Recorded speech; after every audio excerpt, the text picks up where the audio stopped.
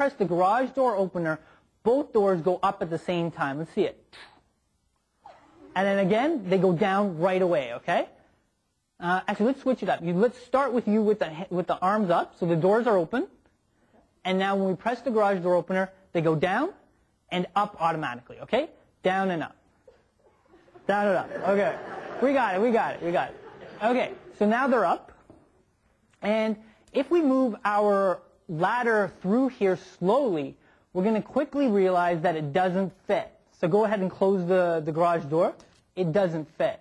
But now, if we move at a higher rate, according to your frame of reference, this ladder, which is supposed to be 15 meters, if I move fast enough, will only be of much smaller length. So this is it going through really, really quickly. So as soon as this ladder gets in there, I need you guys to close the garage and then open it again, okay? Right away. Here we go. Right? So just that constant velocity, and it completely fit in the garage. That totally makes sense from your point of view, but how does it make sense from my point of view?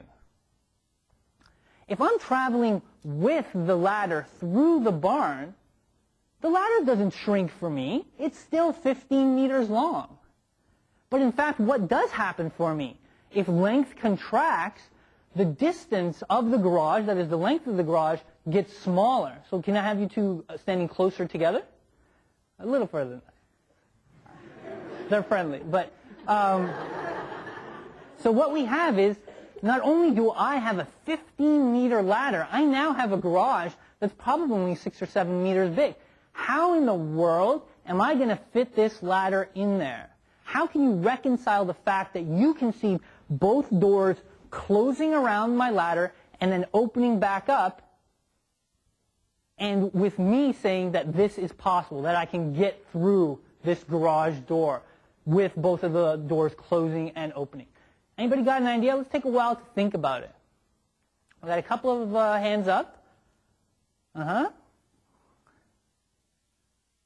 Okay. How about Bonnie? Right. Perfect. The very first thing that I talked about in this class was simultaneity.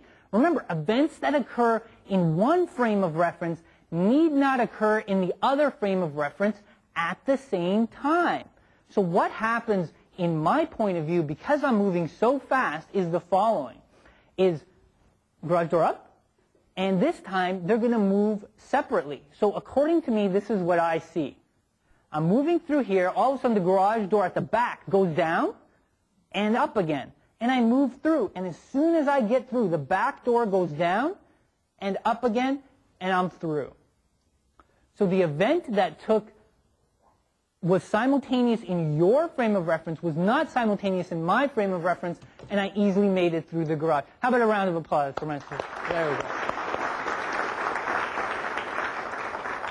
So, with the little bit of time that's remaining, let's do this calculation, okay? Let's do this example with these numbers.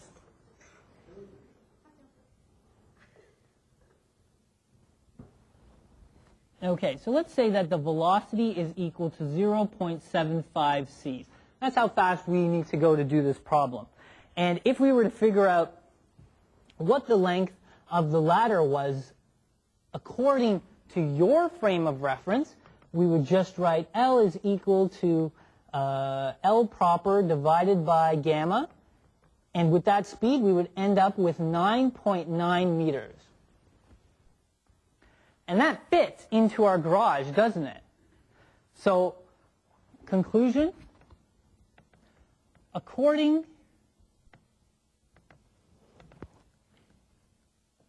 to someone in the garage's frame of reference, the length of the ladder contracts enough that it does fit into the car, into the garage.